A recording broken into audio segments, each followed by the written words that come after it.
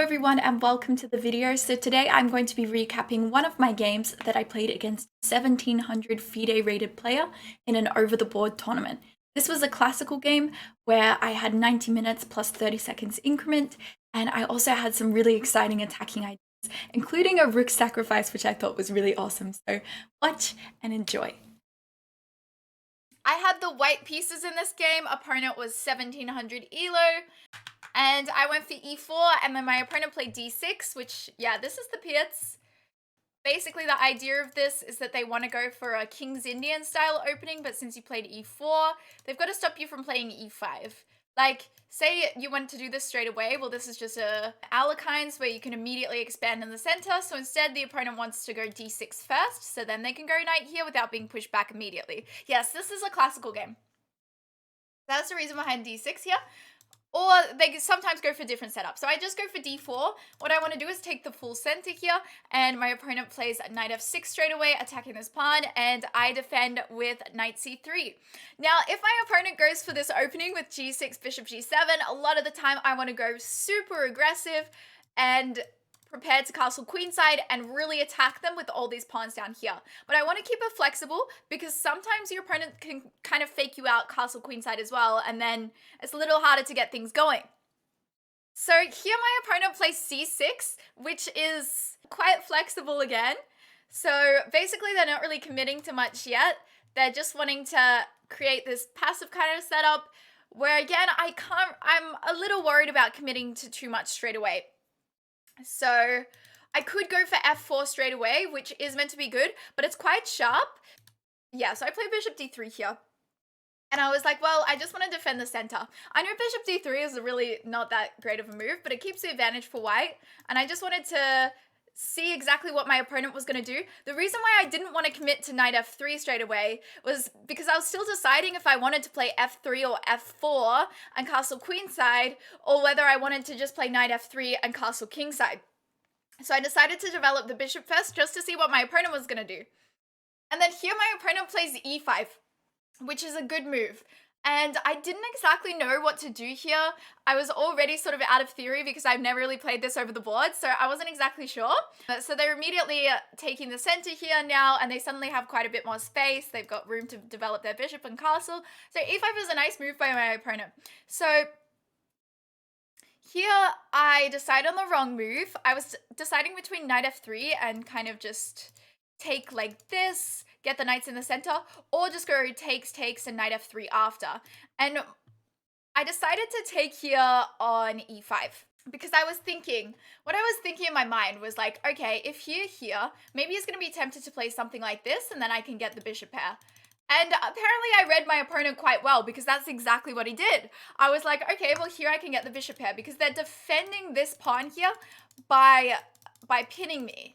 So yeah, there's other ways that you can defend the pawn in the center. For example, you can go queen c7, you can go knight b to d7. The only thing you'd be a little worried about with knight b to d7 is it locks out your bishop, but you can just bring your knight to c5 and that's going to be completely okay.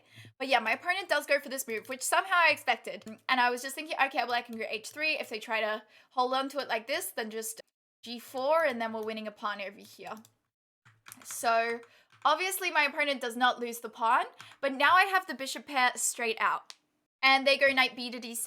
I'd probably already used 15 minutes of my time here on this 8 moves, whereas my opponent had only used 1 minute or so. They were still full time actually, because they'd been using their increments, so they still had all that time. They were playing very, very, very, very quickly, but I wanted to play it slowly because I wasn't exactly too comfortable here, and I wanted to work for an advantage. If I got the bishop pair, I'm happy there. So I castle here. And yeah, I was expecting the knight to come to c5 here, and I was thinking maybe I just go bishop c4, try and keep the bishop pair. Although, yeah, it's tricky to know what to do here. Like, you might just have to let go of the bishop pair at this point and just try and keep your dark square bishop active. So instead, my opponent plays bishop e7, which I was a little bit surprised about because I was like, well, they want to bring a piece to c5, right? Yeah, either bishop c5 or knight c5, I was expecting. Because firstly, you want to stop this dark square bishop from getting some space on e3 here. And you also just want to control the center with these pieces. Yeah, this bishop at the moment is not doing a lot. So If we do have to trade it off, it's okay, and I think my bishop might be a little stronger in the end, but who knows. So here I do decide to play at bishop e3, although I should have started with the plan of knight e2, and I was considering this plan of knight e2, immediately trying to reroute to f5, but what I was trying to do in this position was to play principled, and because when you're not exactly sure how to evaluate the position, you just try to play principled chess and develop your pieces, which is what I was trying to do there. So yeah, I play bishop e3, and here my opponent castles, and then I play rook a to d1. That's what I was just trying to do. Get all my pieces developed and then go for the reroute here. Okay. And then he plays queen c7 here, moving his queen out of the way of the attack and over defending this pawn here, which is also a good move. Then I play a4 here because I'm like, I want to stop any plans of them expanding on the queen side because I was thinking that they would expand there. I think I delay this knight e2 maneuver a little too late, but once I do it, it works, so that's all that matters. Then my opponent plays bishop c5 here, and they just want to trade off the dark square bishops. Here, I'm not keen on trading off the dark square bishops, so I go bishop g5, and here he plays a move that him and I both agreed in the long term was not so good for my opponent. They played h6, which is not so bad now. Yeah, take note of this h6 move and how it creates trouble for my opponent a little later on. So I decide to go back to d2 here. I was considering bishop c1. I knew I wanted to keep myself on this diagonal. I don't want to go this way because I want to keep it somewhere where it's lining up with this pawn on h6 because I want to use that as a hook. And then my opponent allegedly makes a mistake with bishop c4. They should have instead gone to bishop b4. And now I again try and calculate, can I play knight e2 straight away? Can I do it? But I'm like, I'm giving up a pawn here. I don't know. First, maybe I just play b4, expand a little more on this side. I feel like my position looks comfortable. And yeah, apparently this is a miss and makes it almost equal again because my opponent can just... At the moment, what I'm threatening is to bring a knight to f5, and my opponent can just take, trade, give me the full bishop pair. I mean, I think still here, white is marginally more comfortable. The best move for my opponent here would be to just trade off the bishop for the knight. And then my knight no longer has this beautiful plan over here. So instead, my opponent plays a6 here, which doesn't look like such of a bad move. I think my opponent, they wanted to keep their bishop on the board. And yeah, bishop c3 is not so easy to play. You have to see this knight is threatening to come all the way over here, and you have to see that you want to get rid of it. But if you're playing this for black, I don't know, without the eval on, I don't think I would be very happy playing this position as black. But yeah, the best move instead of b4 was to go knight e2 straight away and give up this pawn here to get the plan of knight g3 to f5 straight away. And it was actually something I was considering, but I always like to be very careful about giving up material in a classical game, because even if it is the best move, if you can't play every best move from there on, then you're just going to end up a pawn down. And in a classical game, your opponent can really just use that material advantage. I mean, in Blitz, you do this every time, but in Classical, you gotta be absolutely sure before you sack a pawn. And I wasn't absolutely sure, so I went for b4 first. And what my opponent was looking at was, say if they played like a normal move here, I am threatening to trap their bishop with knight here. So yeah, they don't really have anywhere to go.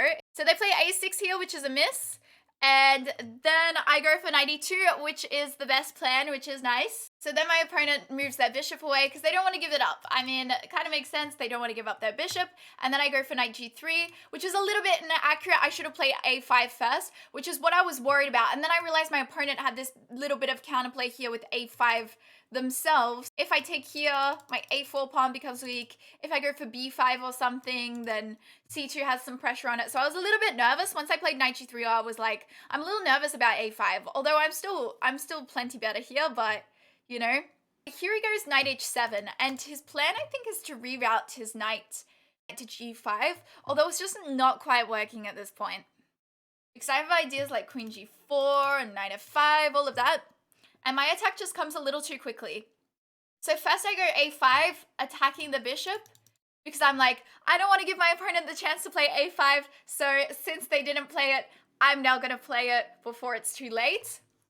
they're forced to move their bishop back to a7, and then here I go knight f5. Apparently c4 was a little bit better, but you know, I'm attacking on this side of the board. I want to play like queen g3. Does a bishop sack work here? No, it doesn't quite work yet. There's just too many pieces defending the king. If you're thinking like here, let's see what the eval is. Yeah, it takes, and say if we, I don't know, check here, you could just block or even just move the king over to h8. So it is just, it's not bad, it's equal, but yeah. Knight f5 is more accurate because we've got these plans and we want to keep this bishop here aiming at h6. And now my opponent goes for queen e8, which is a mistake. They needed to play king h8, and then after queen g3, then they would have rook g8 here defending. Yeah. So instead my opponent goes for queen d8 because they want to bring their queen to f6 here and defend this way. That's what they want. But it was just a little too slow. So now my opponent's losing. This is bad. My opponent is now losing. And now I go queen g3 here, and here he goes for g6, which is actually one of the best moves, but it becomes miserable here now. Like this is one of the top engine moves, but it's just too late. So yeah, they play g6, and that's why I wanted to address why h6 was a problem earlier on. You guys see now why h6 earlier on by my opponent is causing some troubles. g6 can't be played without them hanging the pawn here, which makes it a lot more difficult. If they'd never played h6, then g6, and they would have been okay. It still wouldn't be the best position, but they'd be able to play g6, and you probably wanted to keep your bishop over this side where you want to use your dark square bishop to help you defend.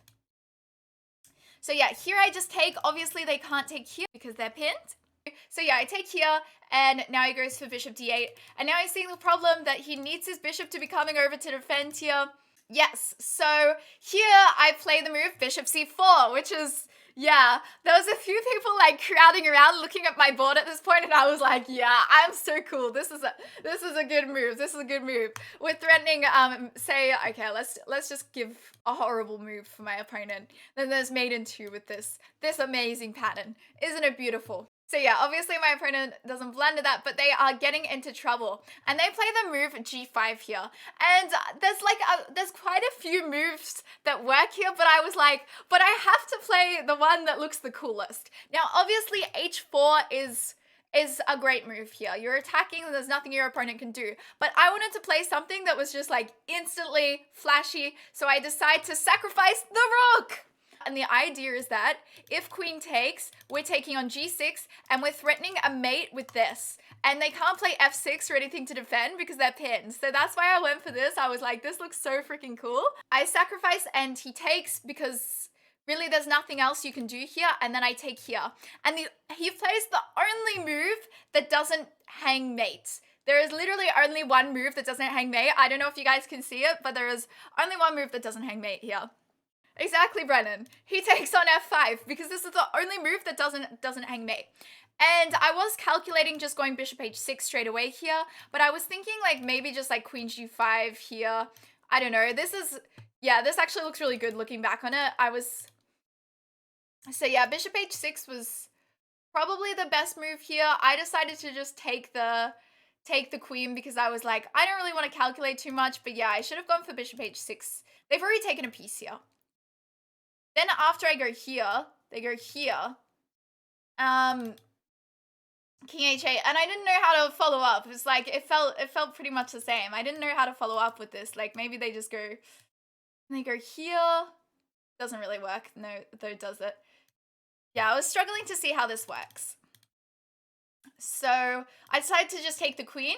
My opponent goes king h8, and then I go bishop h6 here because I just want to attack. I want to bring all my pieces in. He goes rook g8, and I go queen h4 here. I just want to add all the pressure, try and checkmate him, and then he goes bishop d6 here. And I think that I was looking at bishop c7 looks a bit more accurate because my plan is obviously to play something like f6 and go for this sort of thing, but they want to be able to get their bishop here. But the problem is with bishop d6, they can't get their bishop here to be attacking. Okay. But yeah, it's all pretty much losing here. I go for f6 because I want this, because I mean, look at this move. Look at this move. It just looks great. And here goes rook g6 here, playing on like a champ. And I was really just trying to calculate. I was like, should I go for this, and then sacrifice and go here? And I was thinking this looked very good, but I was like, okay. I also see bishop d3 as just completely winning. They can't really take with either of these pieces because of all the threats over here. So it looks very scary for my opponent. They go rook a to g8. I just go check, takes, king takes, and then I take the rook here, and here my opponent resigns.